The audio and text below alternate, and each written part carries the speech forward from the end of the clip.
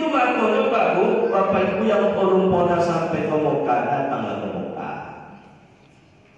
Sisihkan harta Pak Bu. Rumah debut Jawa, mobil Lori, kebun sawit 8 hektar sampai 10 hektar. Ke Mekah kok mati wak sebab pun ditanya di mereka di dalam kubur. Kok ditanya sih?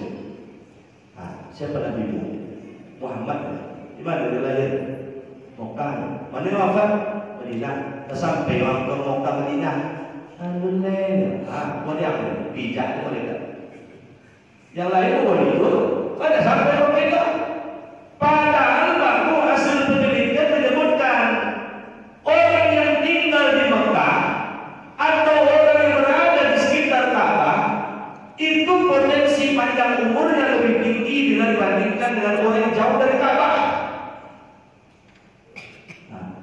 Sehingga baru kita hadir ke sana bukan semata beribadah, tetapi lebih dari itu sekaligus mencas kesehatan kita. Jadi kalau di Mekah itu baru di Ka'bah itu gravitasi tarik menarik kutub utara dan selatan itu tidak ada lupa. Kalau ada sih kau bapak, cuma lo pakai kompas, lo takkan kompas jauh itu itu, baru itu total. Tapi kalau di sekitar Ka'bah, ada seperti baru. Itu tandanya badan awak kalau di situ ditarik oleh kutub utara, ditarik oleh kutub selatan. Tapi kalau di Ka'bah, kalau di sekitar Ka'bah itu tidak terjadi. Itu makanya bahwa potensi sehat dan panjang umur yang lebih tinggi di sana bila dibandingkan dengan orang yang jauh dari Ka'bah. Apalagi ada hasil penelitian terakhir Pak. Bumi ini akan berhenti berputar kalau tidak ada lagi makhluk Allah yang bertawaf mengelilingi Ka'bah. Bumi kan berputar Pak. Bumi berputar. Lalu kemudian sambil berputar itu dia berputar pula mengelilingi matahari. Atau makanya dia bumi kau berputar Pak. Maka ada pagi, ada siang, ada malam. Dia kan mengelilingi matahari Pak. Sambil mengelilingi matahari itu ibarat begini Pak. Ke matahari, ke bumi. Kalau dia subuh koyo berdoa Pak, sikuang yang tadi kok siang tadi. Siko malam tadi. Siko mati kedinginan, siko mati kepanasan. Apa kau sambil dia berputar mengelilingi matahari itu berputar pula Pak. Asiko di siko kadang siang, tapi kau tiba giliran malam. Itu lagi aku dalam Pak. Berputarnya itu seperti tawaf. Awak kan tahu seperti itu Pak. Mana ada orang tahu itu? Kan tahu begini Pak. Jadi seluruh alam raya ini seperti itu Pak. Bulan dia berputar mengelilingi bumi, begitu putarnya. Bumi berputar mengelilingi matahari begitu. Dari sekarang teratur. Tapi kalau tidak ada lagi orang tahu di Ka'bah Pak, kiamat dunia. Jadilah Bapak Ibu sebagai bagian orang yang berjasa menjaga bumi agar tetap berputar. Datanglah ke Ka'bah, ziarahi kubur Rasul di Madinah. Dunia Bapak boleh kocok tak dia gitu. Semua pakai mobil, apa dari pekan bau dari baru pakai mobil. Dunia macam itu Bapak. Ada lawan depan, awak tidak copet, awak tidak gas. Wah pacu, oh semua awak ada pada depan Bapak. Tapi kalau kamu sudah itu kan ada orang di depan deh, awak pacunya deh. Sudah pada depan tu, wah pindah juga tadi, wah pacunya deh. Tiba masuk baju itu Pak. Putri tanya gigi depan awak. Tak ada lihat di dunia berapa. Cik soci, tak ada dia. Bapak Ibu hadirin wal hadirat rahimahumullah. Jadi adanya Isra Mi'raj tersebut membawa kemajuan pada dunia ilmu pengetahuan dan teknologi. Sayangnya Pak, cerita Isra Mi'rajnya di Islam, cerita Isra Mi'rajnya di Al-Quran, yang maju ilmu pengetahuan dan teknologinya orang yang tidak beragama Islam karena dia pelajari Al-Quran. Awak jauh dari Al-Quran. Pada dulu Pak, di Baghdad 500 tahun peradaban dunia dikuasai oleh Islam. Di Andalusia, Cordoba, wilayah Eropa 750 tahun Islam berjaya di dunia ini Pak, sampai abad ke-15 sampai tahun 1496 itu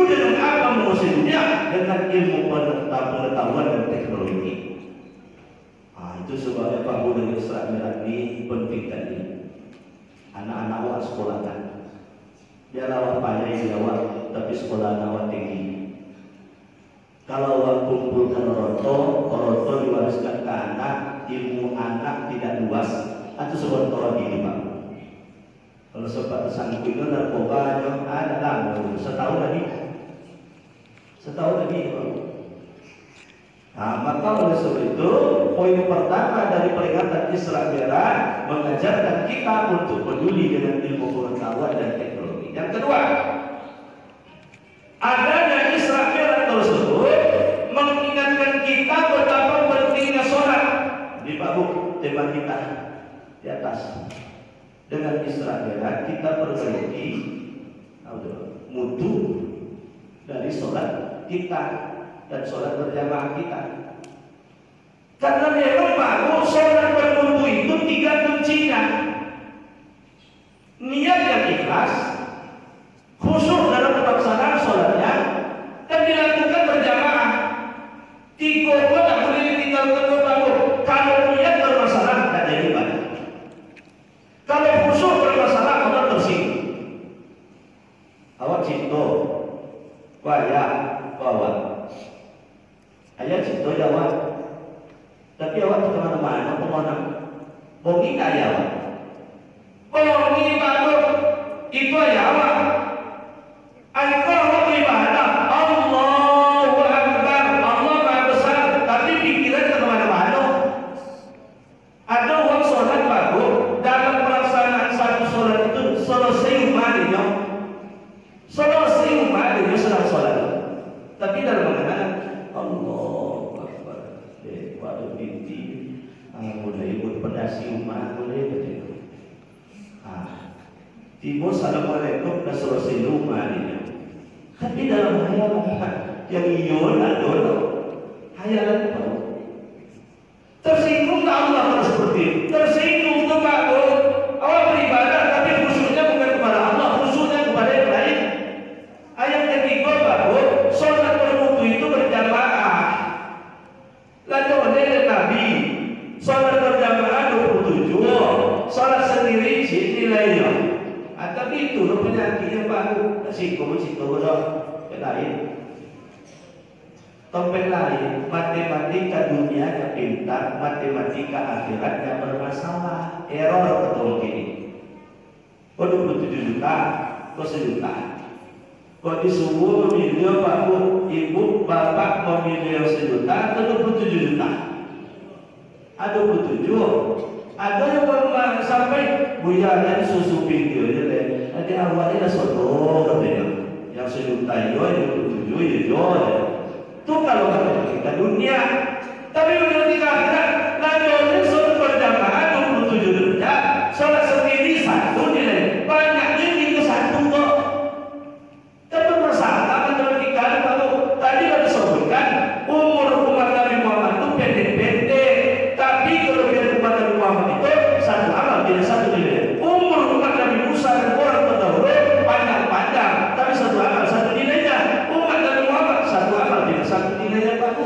Buktinya sekali sholat berjamaah 27 kali nilai. Itu maksudnya para ahli ibadah tempo dulu Pak Bu.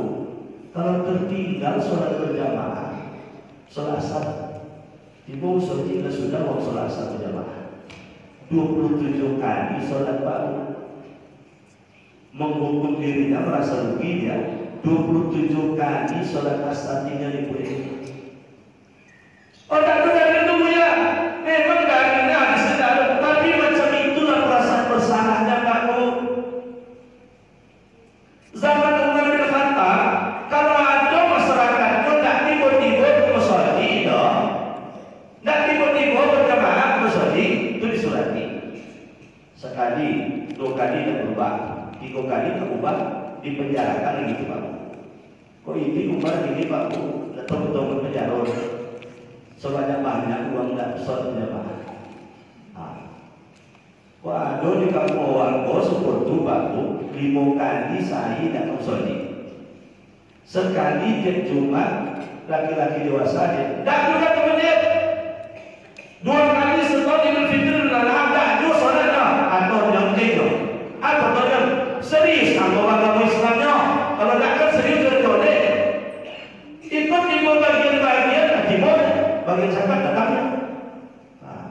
Tiba pembagian yatim dan timur ya. Tiba kurus haji, tiba timur. Ini si kota ada berlaku. Di kota ada. Si kota ada. Ya ada cuy. Kita ada. Jadi bapak sekalian, kenapa Umar bin Khattab itu keras dalam urusan sholat berjamaah? Karena Rasul pernah mengatakan ada 3 hal yang akan mengundang datangnya bencana. Apa 3 hal tersebut? Pertama, silaturahim terputus. Kedua, tidak hidupnya sholat berjamaah. Yang ketiga, tak ada lagi orang sholat tahajud di kampung itu. Jadi kalau satu yang tertiga ini baru, nah ada mengundang bencana. Maka oleh sebab itu sholat berjamaah di masjid itu menjadi tanggung jawab kita bersama. Kalau masjid Al-Fatah ini penuh masjid ini sholat 5 waktu berjamaah seperti penuhnya sholat Jumat. Aku yakin dan percaya baru tengoklah perubahan pada rezeki kita semua. Karena Allah sudah janjikan, walau anna ahlal qura amanu wattaqaw lafatahna 'alaihim barakatin minas samaa'i wal ardh. Andaikan penduduk negeri dan kampung itu beriman dan bertakwa kepada Allah, pasti kami buka pintu keberkatan dari langit, dari bumi. Apa tanda ketakwaan dari kampung tersebut? Salat subuh berjamaah yang sama banyaknya dengan salat Jumat berjamaah.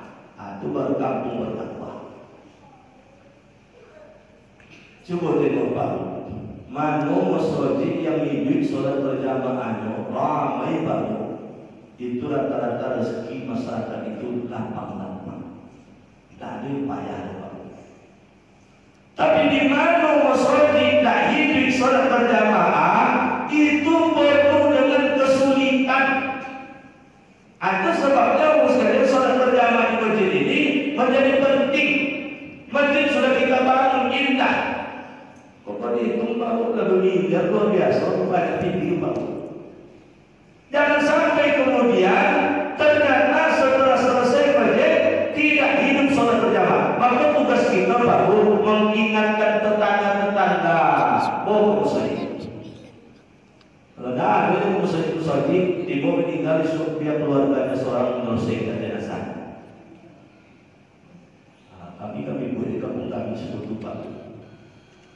Diumumkan hari Jumat, siapa saja yang tidak datang ke masjid pengajian dan sholat berjamaah, boleh masyarakat datang diborong.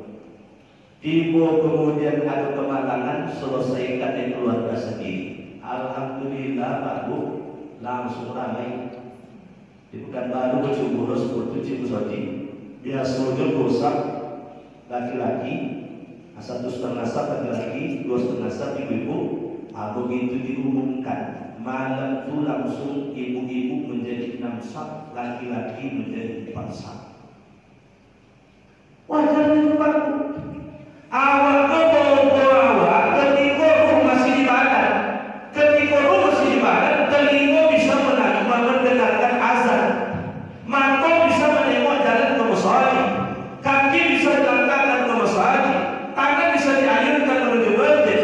Tiba berharga seperti itu tak pernah dibawa ke masjid. Tiba tidak berharga lagi tinggal bangkai, minta pula dibawa ke masjid. Itu rasanya tidak masuk akal kamu.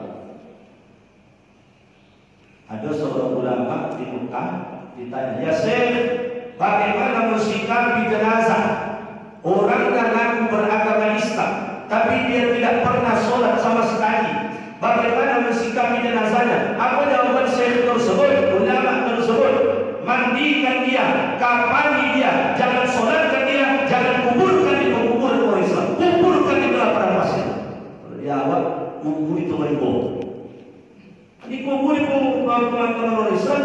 Rasulullah sudah mengatakan, bainal mu'mini wal kufri tarkus sholat. Berbeda antara orang beriman dan orang kafir meninggalkan sholat.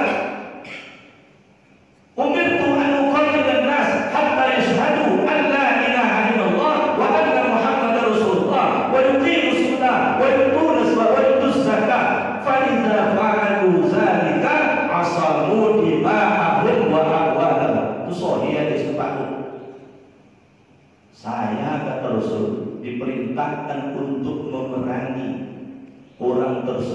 yang sudah ngaku beragama Islam, sampai kemudian betul-betul dia ucap 2 kalimat syahadat, dia dirikan sholat, dia bayar zakat.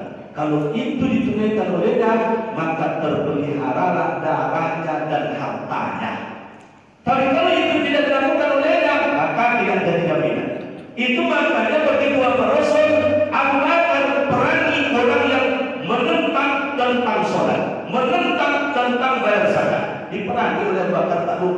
Zaman Umar, orang yang tak sholat, orang yang tak bayar zakat, orang yang tidak berpuasa, orang yang tidak berhaji, itu diperangi.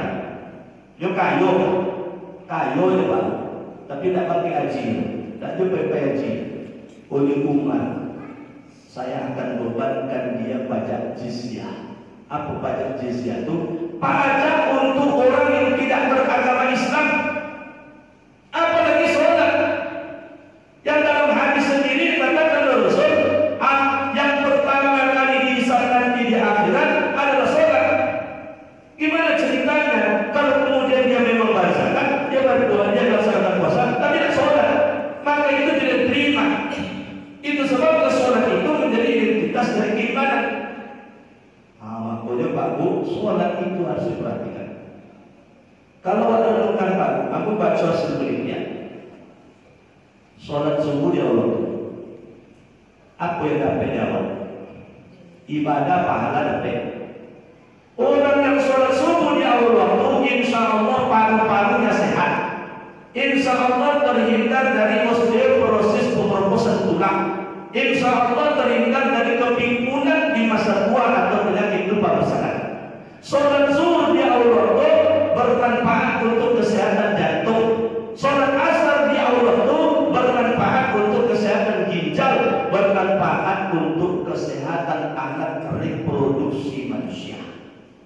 Awak kalau punya anak gaji Pak Bu, biasakan sholat asar di awal waktu, supaya ketika dia nikah nanti dia tidak kena kista, dia tidak kena perlengketan atau nyong.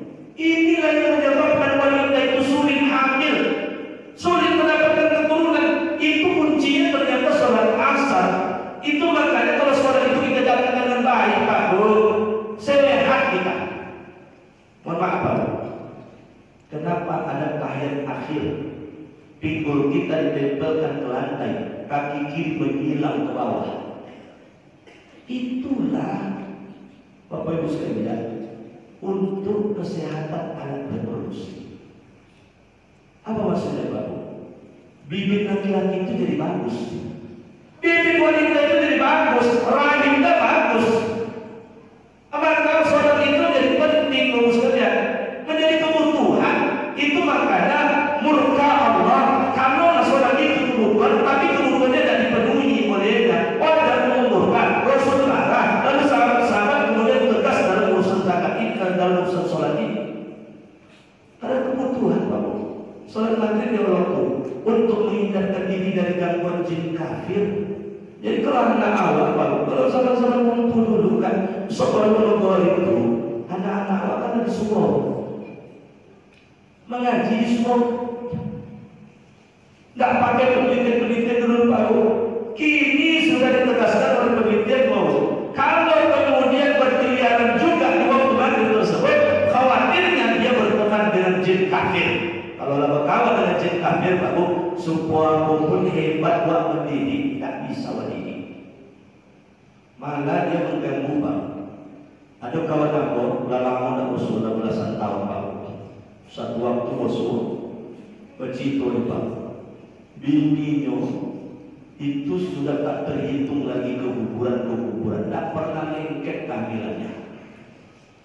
Tak pernah lengket Pak, belasan kali ambil gugur. Akhirnya diruqyah. Begitu diruqyah di Masjid Al-Falah Jalan Sumatera, Al-Falah ini namanya Jalan Sumatera.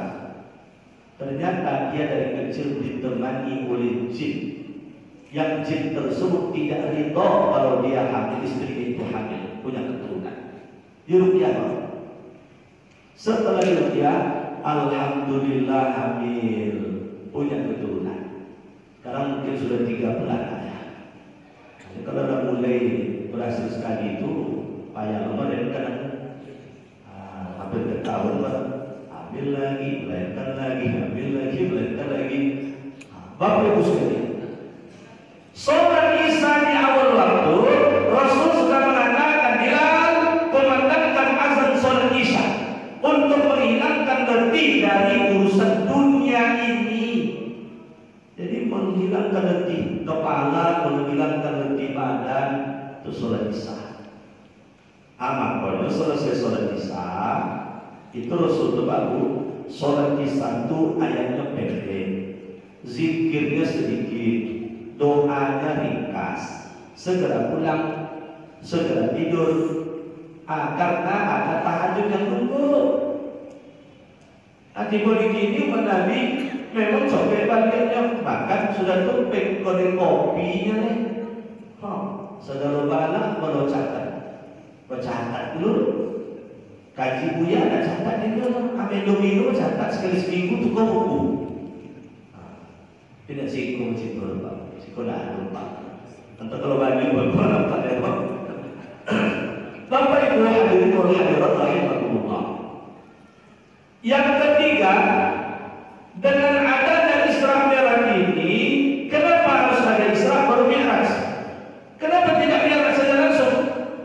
Allah ingin ajarkan baru. Isra perjalanan horizontal, Mi'raj perjalanan vertikal. Artinya baru tata hubungan baik kita dengan makhluk Allah di alam raya ini. Lalu jalin hubungan baik dengan Allah melalui ibadah. Jadi ibadah yang baru, sholat yo, puasa yo, haji yo, umroh yo, baca Quran banyak, zikir banyak, tapi kakak bahagia tak elok. Mama juga mengatakan berselisih. Atau kalau terjadi seperti tempatku, atau sudah 3 hari saja tak tegur sapa, hari keempat dan seterusnya, pahala ibadah tertangguhkan, tak sampai kepada Allah, tak sampai kepada.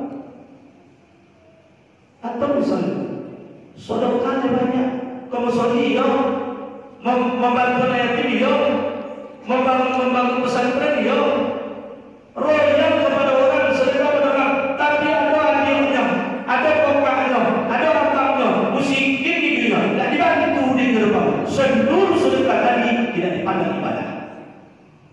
Itu Nabi begitu Pak. Nabi begitu. Disarahkan oleh Ibnu Rajab al-Hadis dalam kitab Jami'ul Ulum wal Hikam. Diceritakan Pak, ada seorang yang ketika dia berangkat haji sampai di Mekah, sebelum wukuf didatangi ke rumah kawannya. Dia titipkan uang 1000 dinar. Dinar ini atau uang emas baru. 1 dinar itu berapa emasnya? 4,52 gram. Nah, bayangkan tuh, 3 juta aja 1 dinar baru kali 1000 dinar. 3 miliar Pak. Titip ke kawan. Hidup pun haji. Selesai haji datang ke rumah kawan tadi. Kawan tadi lah meninggal. Ditonjolkan ke orangnya tidak tertentu. Risau tahu, tiba-tiba ada buat 3 miliar. Datang ke rumah ulama yang ada di Mekah, minta pandangan. Gimana caranya? Ada seorang ulama mengatakan, pergilah engkau ke sumur Zam-Zam. Tiba di sumur Zam-Zam tersebut, melihatlah kau ke dalam. Panggil nama teman engkau tersebut. Misalnya namanya Fulan. Fulan, kalau kau menjawab, insya Allah dia nanti menjadi penghuni surga. Di bawah sumur Zam-Zam di bawah. Fulan, tidak menjawab apa-apa. Anda risau. Kenapa begitu? Berarti bukan penghuni surga. Sedangkan dia yang sholatnya bagus, ibadah bagus, royal kepada orang, membantu orang. Dan apa yang menyebabkan dia masuk neraka nanti? Datangnya ulama tadi lagi. Gimana cara ini? Nah, sekarang kau pergi ke Yaman. Di Yaman itu ada sumur. Nanti kau melihat ke dalam panggil. Fulan, kau menjawabnya, berarti memang singgahnya ke Rahman dulu. Sampai di situ Pak Budi mau, Fulan, yo, Allah, orang yang banyak ibadahnya ternyata singgah dulu ke neraka. Selidik punya selidik Pak, apa yang ditemukan? Oh rupanya memang dia sholat bagus, baca Quran bagus, zikir bagus, doa banyak, suka memberi pada anak yatim, suka membantu fakir miskin, suka mentraktir kawan-kawannya, tapi ada adiknya yang miskin tak dipedulikan olehnya. Seluruh sedekah itu tidak dipandang ibadah. Kenapa begitu? Menafkahi sanak famili itu Pak wajib. Sedekah tadi kan sunat. Masa karena yang wajib boleh sunat? Oh di awal dari banyak ini, no. Kan kerabat apa ini, no. Awal adalah ini awal. Tapi kemudian tak dibantu dia. Kalau kau sebab itu bagus. Adanya Israel ini mengingatkan kita, jangan kita sibuk dengan ibadah pada Allah saja. Bukan berpindah penting, sangat penting. Tapi jangan lupakan hubungan di antara sesama manusia dan hubungan manusia dengan makhluk Allah lain yang ada di bumi. Duribat alaihim dzillah aina masukifu illa bihablin minallah wa hablin minan nas. Ditimpa kehinaan dan kebinasaan terhadap mereka di mana mereka berada. Kita ini ditimpa kehinaan dan kebinasaan. Kecuali siapa yang tidak ditimpa kehinaan dan kebinasaan, bihablin minallah wa hablin minan nas. Orang yang berpegang teguh pada tali agama Allah dan orang yang menjalin hubungan baik dengan sesama manusia. Ibadah bagus, tapi dengan manusia tak baik, tak akan dipakai. Masuk neraka juga. Jangankan itu Bapak. Disebabkan karena kucing saja kita aniaya, masuk neraka. Cerita Bapak sampai ke Rasul. Ada seorang yang ibadahnya bagus, tapi dia suka mengurung kucing dalam rumahnya dan makan kucing tak diperhatikan olehnya. Apa kata Nabi awal? Orang itu akan masuk ke neraka dulu, baru nanti dimasukkan ke dalam surga. Tapi ketika sampai berita pada Rasul, ada orang yang dia dulu banyak maksiat, lalu kemudian dia bertaubat, belum sempat beramal banyak, lalu kemudian bertemu dengan seekor anjing yang kehausan terancam mati, dibuka sepatu kulitnya, dicari air, diminumkan ke dalam mulut anjing tersebut. Kata Rasul, wanita itu nanti masuk surga. Coba hitung-hitung sekarang saya bukan ini Pak Ucok. Mulai aku balik. Ucok bukan ini saya kondisi Pak.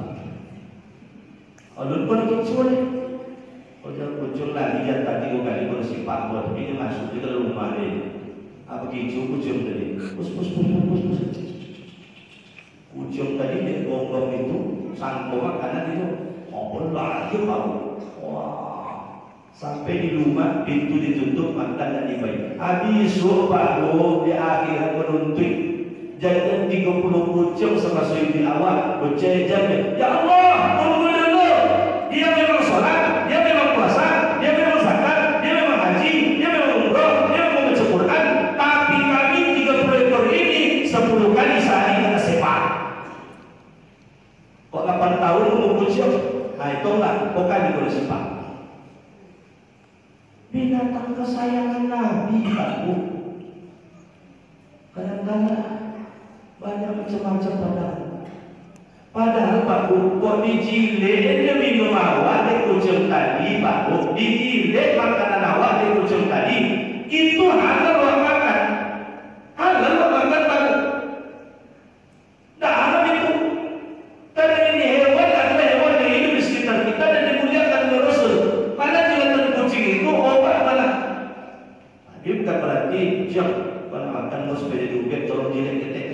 Bukan berarti seperti itu. Pulau Pak supaya jadi ubek tolong jilat kita. Anak kan jilat dia jadi Pak diubek aja untuk sedoi jadi dah. Ini manusia ini kan luar biasa Pak. Ayamlah di presto jadi jam lalu nanti sedoi. Kucing tadi menunggu biasa dah pilih tulang. Kini tulang tak ada lalu nak sudah di presto. Tengok macam tadi makan ayam. Lah lagi tulang-tulang tadi dia. Jadi ucap itu dia protes Pak. Di akhirat nanti, ya Allah tunggu dulu ya Allah. 8 tahun aku hidup dapat kok. Tak sempurna makan ayam, makan tulang ayam dong. 8 tahun aku hidup tak sempurna makan ikan, makan tulang ikan dong. Coba yang berbau. penuntut Yesus. Awak nak dia dah berikan tu habis dia. Kepala tinggi bercucu dia. Letak ada dia tak tahu mana itu dulu dia apa boleh baik awak. Tapi dia awak setia rumahnya, awak menunggu dia ya Allah. Ujung tu kan hewan yang setia kepada rumah Pak. Bapak Ibu sifat tu undang-undangnya tetap di rumah Pak. Karena dia hewan yang setia kepada rumah. Siapa pun di rumah itu pindah pun Bapak Ibu, itu setia di rumah itu Pak. Nah, jadi maksud kita akan dituntut nanti. Bagaimana hubungan manusia dengan manusia, bagaimana manusia dengan hewan, bagaimana manusia dengan tumbuh-tumbuhan. Maka oleh sebab itu kita ini disebut sebagai khalifatullah fil ardh. Khalifahnya Allah di permukaan bumi. Apa makna khalifah? Khalifah di situ bukan sebatas makna pemimpin, tapi khalifah di situ maknanya adalah pemelihara. Pemelihara alam raya beserta isinya. Maka itu sebabnya Pak, 50% modal kita masuk surga dewan ibadah. 50% modal masuk surga seberapa baik perlakuan kita terhadap manusia, terhadap hewan, terhadap tumbuh-tumbuhan. Nah, digabungkan nilai 50 baru bisa masuk surga. Nah, kalau dua-duanya masalah ibadah masalah, sholat di muka dia saya semalam, sholat sunat ada. Puasa pada dia tak ada puasa sunat. Ibadah harta zakat fitrah dia tak ada zakat mal. Sedekah gigi belum. Lalu kau tanah suci ada di pasal-pasal dia. Haji sekali, umrah ada di ulang-ulang dia. Mestinya Pak yang mau ibadah itu yang sunatnya lebih banyak daripada yang wajib. Kan begitu Bapak. Sholat sunat lebih banyak daripada sholat wajib. Puasa sunat harus lebih banyak daripada puasa wajib. Ibadah harta yang sunat lebih banyak daripada wajib. Yang wajib sekali setahun, tapi rutin ada sedekah setiap hari itu Bapak. Maka kata Nabi, setiap bangun dari tidur 360% tubuh kita diaktifkan oleh Allah. Yang masing-masing persediaan tubuh itu menuntut adanya sedekah. Berarti tiap hari harus sedekah. Tiap hari harus sedekah. Baru kemudian Abu Zar bertanya, ya Rasul, saya ingin sedekah tapi tak ada yang bisa sedekahkan. Baru dijawab Rasul, dan di sedekah itu apa? Tasbih sedekah, tahmid sedekah, tahlil sedekah, takbir sedekah. Buang duri dari jalan, buang rintangan dari jalan juga sedekah. Senyum juga sedekah. Cium kening istri pun juga sedekah. Itu ketika tak berbinti. Dan salah pakai kaji dulu. Binti apa? Jalan kota impak. Zikir juga sedekah, Ustaz ya. Ada peduli dengan kota impak ya. Atau salah pakai kaji itu. Ada lagi infak. Jadi yang sunnah itu harus lebih banyak supaya selamat kita. Karena kadang-kadang yang dosa tak pernah kita hitung Pak Bu. Kan dosa tak pernah kita hitung. Belum lagi dosa yang mengalir. Ada dosa mengalir itu Pak Bu. Ada seorang ibu diajaran agak dia. Kau itu kalau besok kali nikah, kau itu jadikan ekonomi lagi korupor.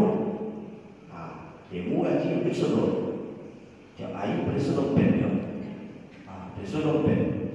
Ada banyak loh tadi dompet tu. 20,000 saya jadilah. Diamalkan dia orang support tu. Balakinya yang bocor lakinya, laki pegawai berpenghasilan gaji. Tiba di rumah dipresor tadi bini.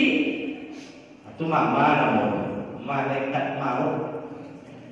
Kita ada ibu-ibu yang boleh seperti mama panggilan itu, malaikat maut. Jadi ibu-ibu kan bangga betul di mau dengan suami, mama, ada mau itu loh. Kalau mama, kalau pakai H atau panggilan sayang. Tapi kalau ada mama atau malaikat maut menurut. Kejam bono dengan suaminya, malaikat maut menurut. Ya, ada kawan aku seperti aku, dia pegawai golongan PA, menjaga boleh. Dia pandainya mengocok atau bukan pun sawit orang hektarnya, nggak menghasilkan.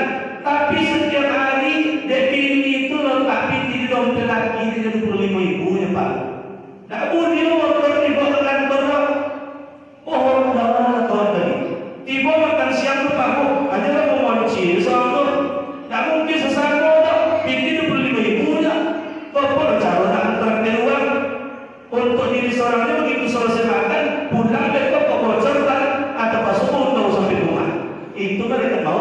mama